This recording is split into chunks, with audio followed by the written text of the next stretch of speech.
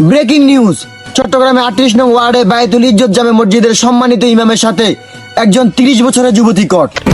যুবতীটি জানায় যে যুবতীটি কিভাবে ইমাম সাহেবের কাছে আসলো যুবতী নিজেও জানে না, কিন্তু যুবতীর গায়ে ছিল অনেক জ্বর। ইমাম সাহেব তার নিজস্ব থার্মোমিটার দিয়ে জ্বর চেক করতে শুরু করে। এখন দেখবেন স্বেচ্ছাসেলিম টিভিতে গজবের রিপোর্টে।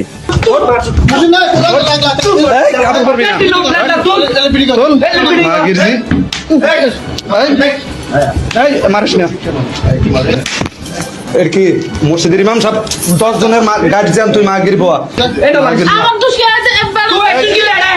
তোর কাপড় মায়ের চোখ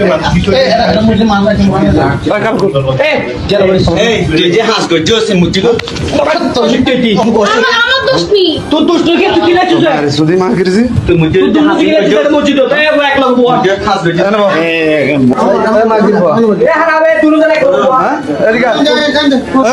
মাগিরজি ওঠ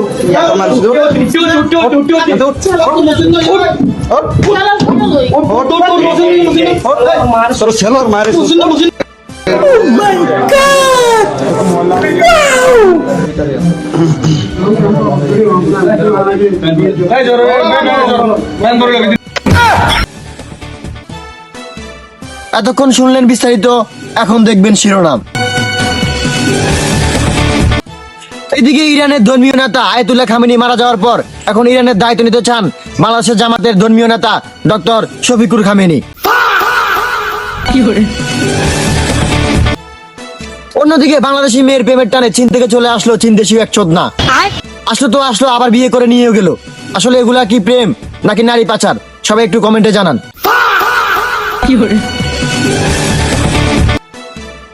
বাংলাদেশ ফিল্ম ইন্ডাস্ট্রিতে একটা তৈরি হলো হোগামারা চমক।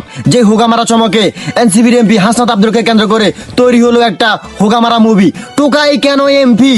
গজব বেজ্জতি। বাংলাদেশে কিছু চোদনা জানিয়েছে রোজা না রাখলেও চলবে, কিন্তু ইফতারি করতে হবে। ইফতারি করা নাকি সুন্নত জানিয়েছে কিছু চোদনা। ইফতারি না করলে নাকি তাদের শরীর খারাপ করবে। এখন দেখবেন স্বেচ্ছাসেলিম টিভিতে গজবের রিপোর্টে। আপনি কি রোজা আছেন?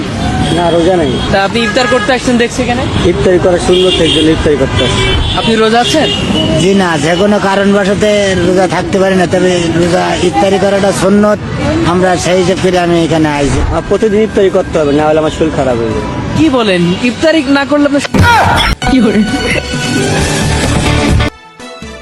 আমার হোগামারা নিউজটি যদি আপনাদের কাছে ভালো লাগে তাহলে চ্যানেলটি ফলো করবেন এবং ভিডিওটি শেয়ার করে আমাদের পাশেই থাকবেন। ধন্যবাদ। কয় কি